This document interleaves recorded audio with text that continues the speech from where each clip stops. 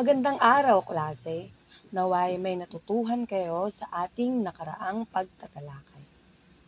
Handa na ba kayo para sa ating bagong aralin? Kung gayon, buksan ang isip, makinig ng mabuti, at makilahok sa ating talakayan. At syempre, bago tayo tumungo sa ating aralin, ako ay may inihandang munting palaro para sa inyo. Ito ay Tinig Mo, Ringtone Ko. Ano nga po ang gagawin para sa ating palaro? Simple lamang po. Kayo po ay magbibigay ng 5 kataga o linya na madalas niyong naririnig mula sa inyong mga ina. Halimbawa, kaka-cellphone mo yan. Pag ako talaga namatay, kawawa kayo. Mabilisan lamang po ito at magtaas na lamang po ng kamay ang mga gustong sumagot. Salamat sa inyong partisipasyon para sa aking ginawang munting palaro. Mayroon lang akong ibibigay na isang aktibidad na inyong sasagutan. Panuto, pagsunod-sunurin ang antas ng damdamin ng mga pangungusap. Para sa unang bilang, sa letrang A, si Sheena ay nagugutom, kaya naman nanghingi siya ng pagkain sa kanyang ina. Letter B, si Colette ay kumakalam ang sikmura, kaya naman bumili na siya ng pagkain. Sa letrang C naman, si Gwen ay hayok na sinunggaban ang dalang donut ng kanyang kapatid. Para sa ikalawang bilang, sa letrang A, narinig ni Sarina ang iyak ni Clay dahil sa napanood nitong palabas. Letrang B, humagulgol si Rosie nang makakita ng isang TikTok video ng aso na binubugbog. Letrang C, humikbi si Gazelle nang malaman niyang naubusan siya ng paborito niyang pagkain. At sa letrang D naman, tila napanguyngoy na lang si Regina nang makakita ng malungkot na video sa Facebook. Ikatlong bilang naman, sa letrang A, naubos ang bagong biling papel ni Jason. Letrang B, nasaid ang garapon dahil mayat maya ang kain ni Buknoy. At sa letrang C naman, nalumbay si Micaela nung malaman niyang nawala ang bagong bili niyang ballpen. At para sa ikaapat na bilang, sa letrang A, labis ang inis ni Nami nang malaman niyang itinago ang kanyang cellphone. Sa letrang B, kinasusuklaman ni Luffy si Kaido kaya naman gusto niya itong patayin. At sa letrang C naman, nagalit ang guro dahil sa labis na ingay ng mga estudyante habang nagkaklase. At para naman sa panghuling bilang, sa letrang A, nalungkot si Marie dahil naubusan siya ng ticket para sa concert ng BINI. Sa letrang B, nagdadalamhati pa rin si Mika sa pagkamatay ng kanyang ama. Sa letrang C, puno ng pasakit at lumbay ang buhay ni Kevin. Sa letrang D, labis na hinagpis ang naramdaman niya sa kanyang traidor na kaibigan. At sa letrang E, nakaramdam ng lungkot at bighati si Ana nang iwan siya ng kanyang ama. Mayroon lamang kayo 3 minuto sa pagsagot. Mahusay mga bata, ito naman ang naging susi sa ating pagwawasto.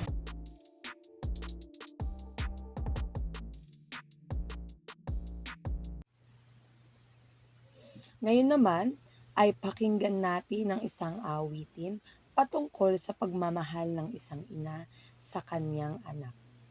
Ang pamagat ng awit ay Sa Ugoy ng Duyan, na inawit ni Aiza Segura. Matapos natin itong mapakinggan, ay maaari niyong ibahagi ang inyong naramdaman mula sa awit.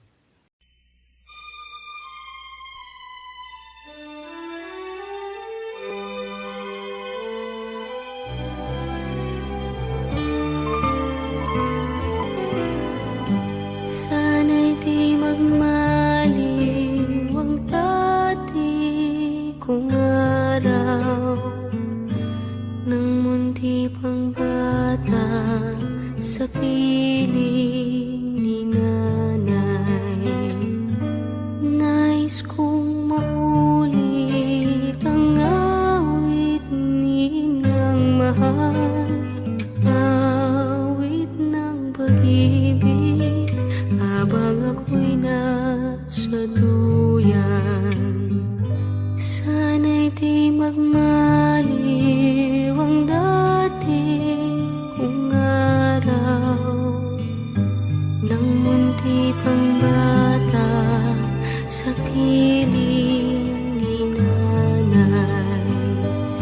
Nais kong makulit ang awit ni Inang mahal, awit ng pag-ibig habang ako'y nasa duyan. Siguro naman ay napakinggan ninyo ng maigi ang awitin. Ngayon naman ay inyong sagutan ang mga ilang katanungan.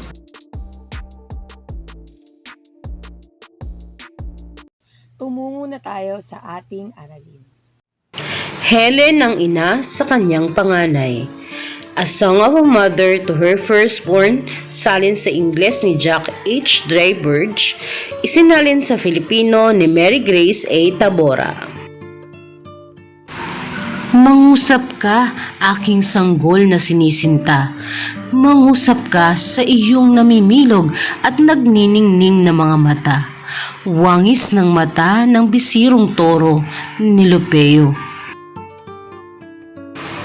Mangusap ka, aking musmus na supling, ang iyong mga kamay na humaplos sa akin, na puno ng tibay at tatag, bagaman yari munsik. Maging kamay ito ng mandirigma, aking anak. Kamay na magpapasaya sa iyong ama, tigna't mo't nananabik na ako'y sapulin. Nagbabalak ng humawak ng panulag na matalim. Aking giliw, ngalan ng mandirigma, sa'yo ilalaan. At mamumuno sa kalalakihan. At ika'y hahalikan sa yapak na mga kaapu-apuhan, kahit pa malaon ng maparam sa sanlibutan. Ngunit lagi kong maaalala ang pagkapit mo sa akin, maging ang paghimlay mo sa aking dibdib, at ang pagsulyap-sulyap sa akin kapag ika'y itinanghal na gererong marangal. Ako'y malulunod sa pagluha ng gunita. Munting mandirigma, paano ka namin pangangalanan? Mastan ang pagbubuskala sa pagkakakilanlan. Hindi hamak na ngalan sa iyo'y ibibigay. Hindi ka rin ipapangalan sa iyong amang sinawal, sapagkat ika'y panganay. Higit kang pagpapalain ng puon at ang iyong kawan. Ikaw ba'y tatawaging hibang o kapusugan?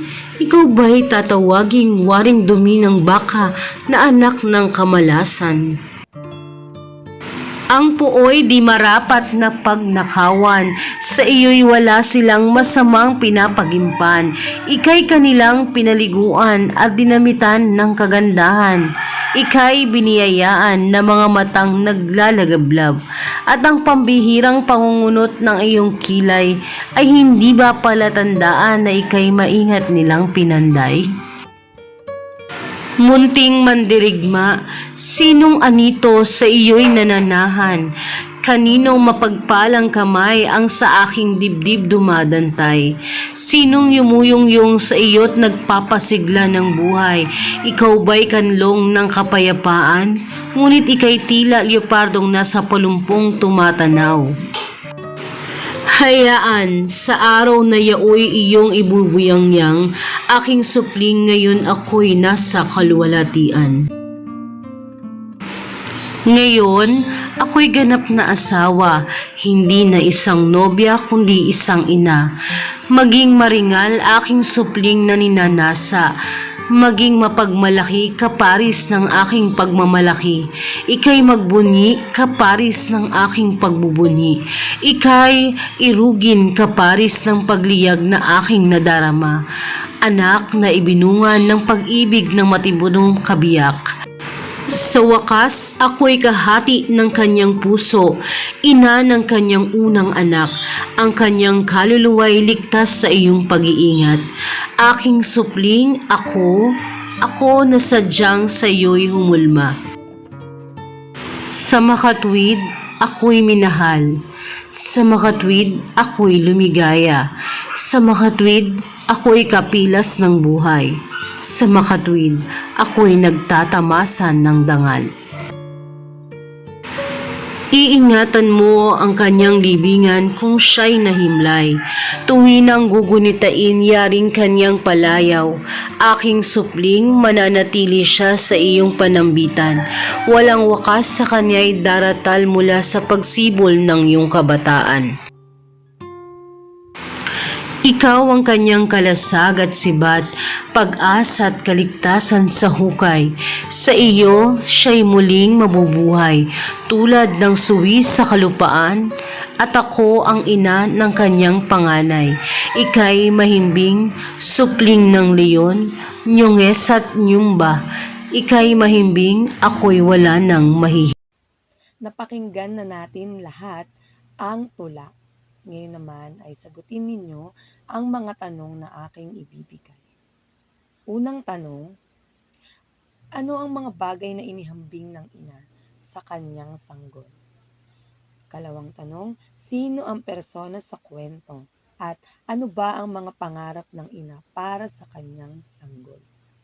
At sa panghuli, ano kaya ang mga kultura o kaugalian ng mga taga-Uganda na masasalamin sa tulang inyong napakinggan? Ipaliwanag ang inyong pananaw ukol dito.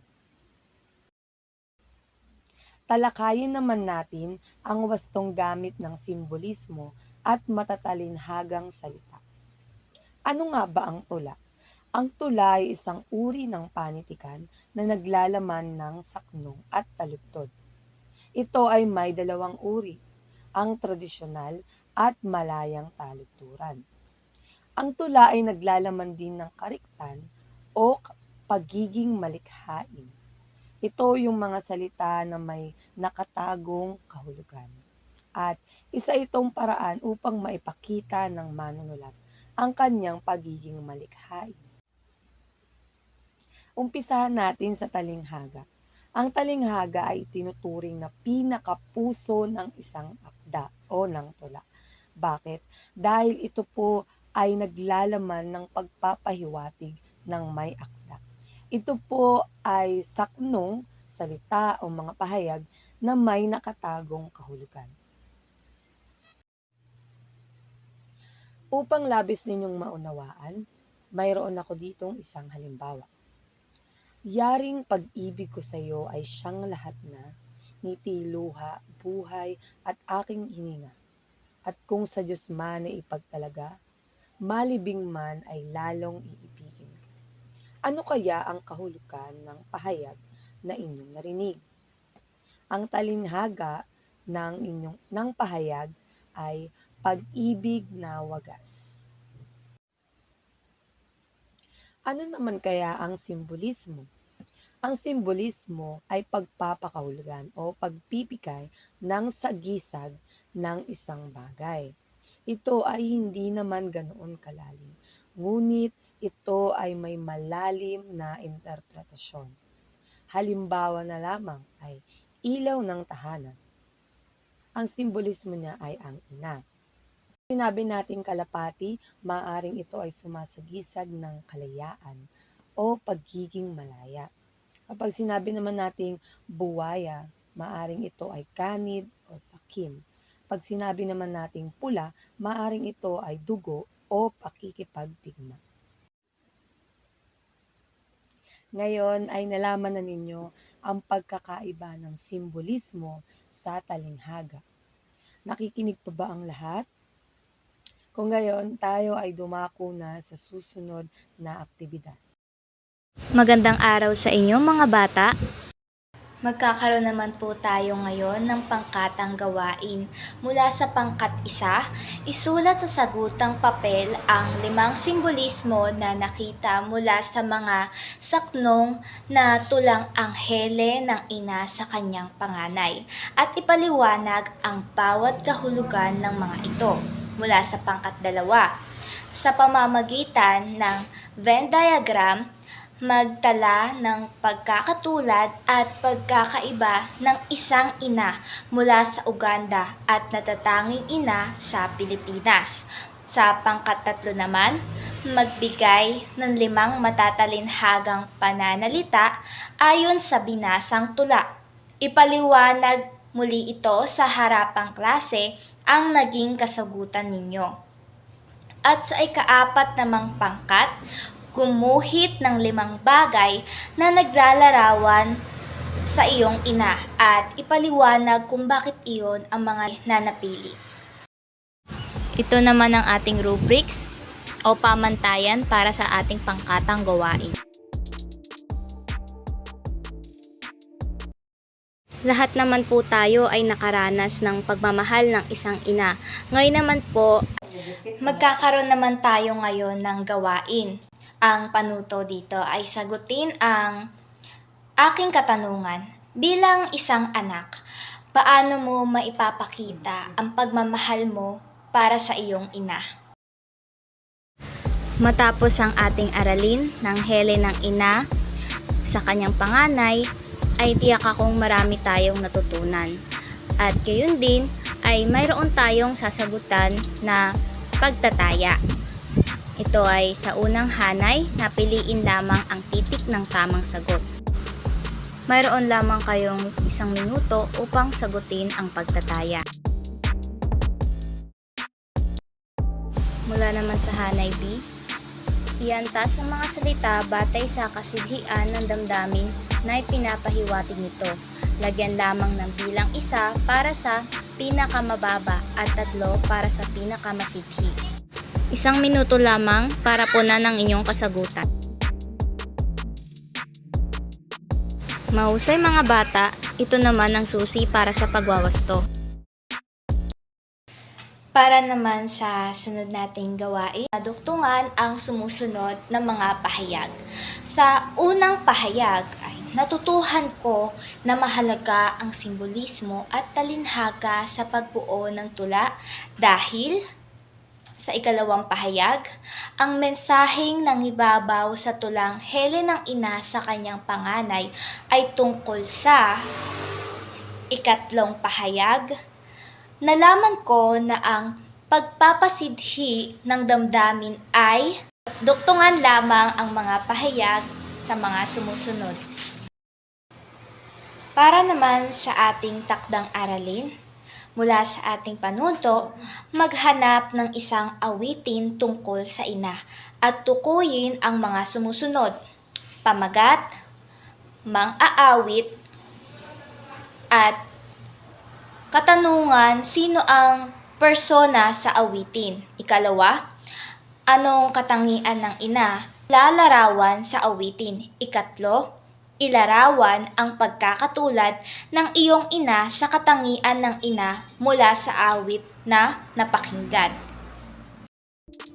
Tiyak akong marami kayong aral na tutuhan at sa mga aktibidad na aming isinagawa ay nakilahok kayong lahat. Maraming salamat sa inyong pakikinig